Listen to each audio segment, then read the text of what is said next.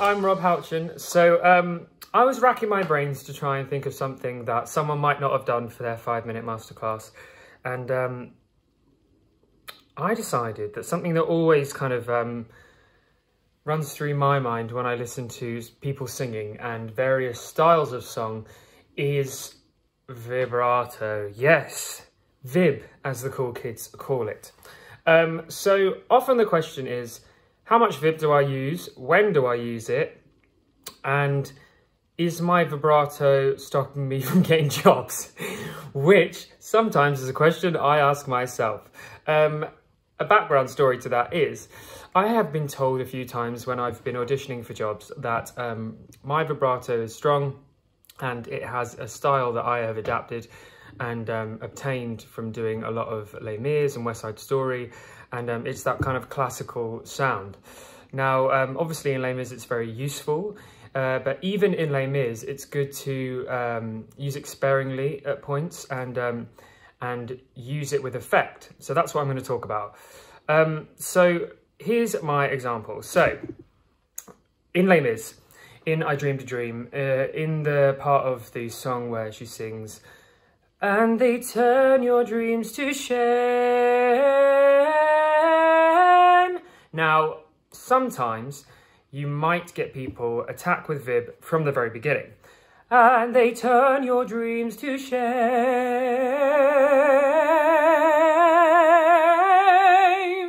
Well, in my personal opinion, and let's remember, a lot of this is opinion, I think I really enjoy it when I hear colour with vibrato being used at the end of the phrase. So here is an example of that. And they turn your dreams to shame.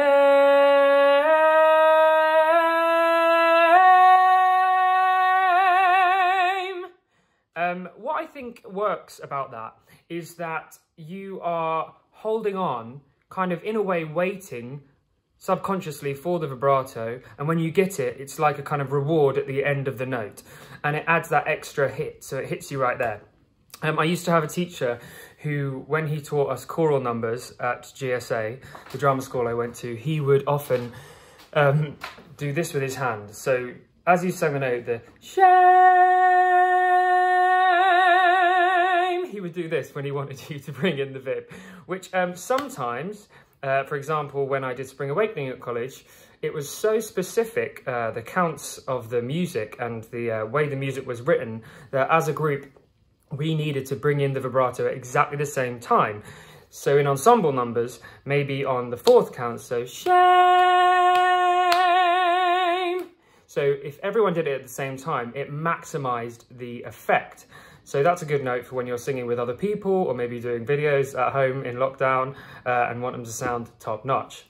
Another thing is, you get a lot of musicals that will tell you that they really don't like vib. So vib.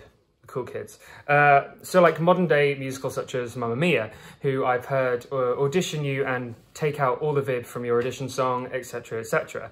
Now I personally, as I've said, I've got vibrato in my voice, it's quite strong, it's quite fast.